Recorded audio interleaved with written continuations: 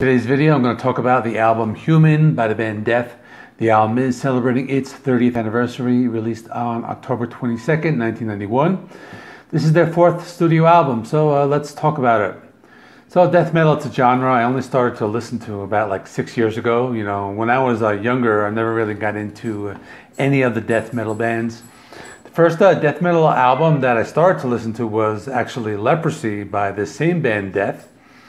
Especially the song Pull the Plug. Really such an awesome and technical song. I tried to learn it on guitar. It was really hard to play. Lots of tempo changes and fast tremolo picking. But since then I have listened to all the Death albums and they're all like really killer albums. So with this album they started to change their sound. They still had that classic death metal sound, but they started to incorporate some more progressive rhythms and technical riffing. Their early albums had lyrics about gore and death, but this album, the lyrics are a little more like thought-provoking. So the album does have like a different lineup. This band did go through many lineup changes, with the exception of Chuck Schuldiner. You know, he was like the front man of this band. He's on this album, and this album features two members of the band Cynic. It's Paul and Masvidal on guitars and Sean Reinert on drums. And this album has Steve Giorgio on bass. You know, he's a bass player. He's been with like a number of different bands. I know like Iced Earth and like many other bands. And there's also a rumor that he is the new bass player for Megadeth, but not really sure if that's true or not. But anyway, this album is considered to be one of the most important albums in the death metal genre. Album is not long at all. It's 8 songs. There's a runtime of 33 minutes, so I'm just going to go through the songs track by track. First song, Flattening of Emotions. Now, the song starts to really build up slowly. It has like a drum intro, but then the heavy death metal guitars come in.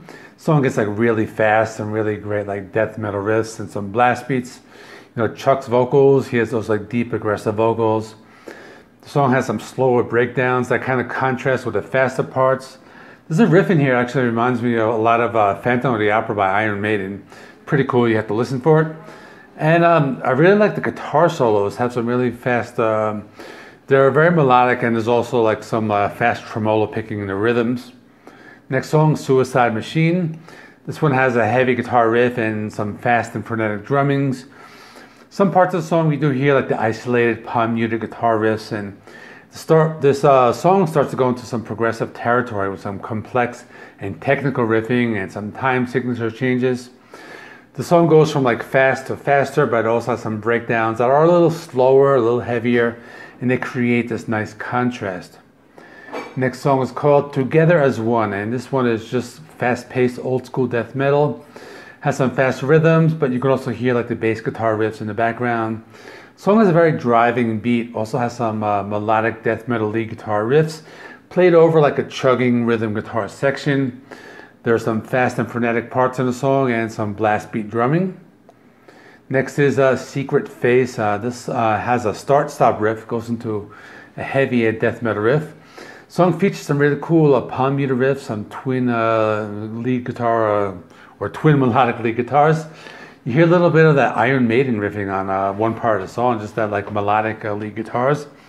Lots of fast and heavy parts, and the song is very complex and technical. Next is Lack of Comprehension, really cool song. They made a music video for this one and got some play on MTV.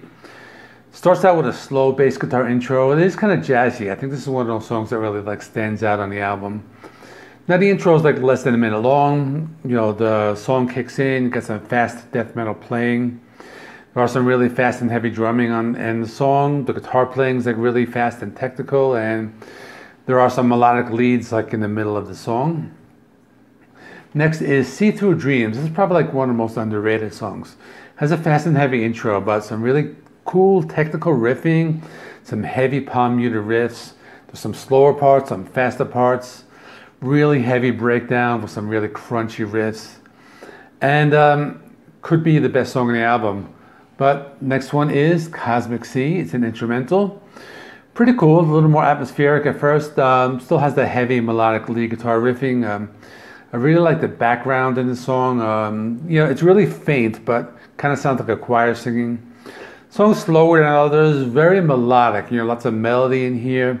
In the middle of the song's a breakdown, has some like futuristic like space sounds, and followed by a really cool bass guitar solo.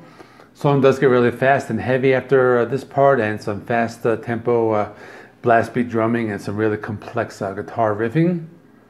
Last song, Vacant Planets. This final song has lots of technical riffing and tempo changes.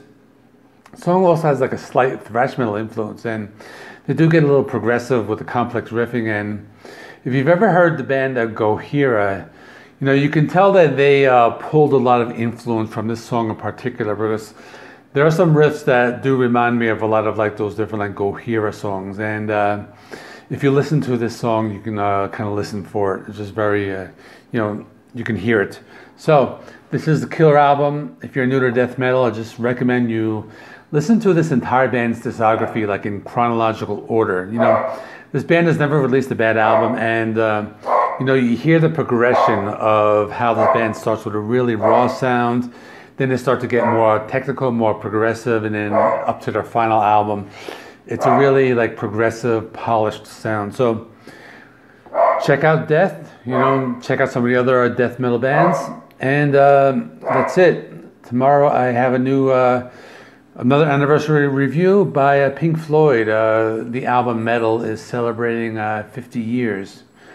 This weekend, new albums, Jerry Cantrell, Masvidal, and Running Wild.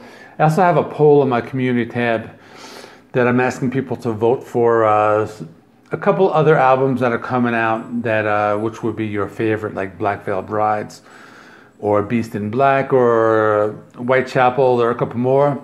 So that's all. My name's John. Please like, comment, subscribe. This is JC Rock and Metal Reviews, and I'll see you all in the next one.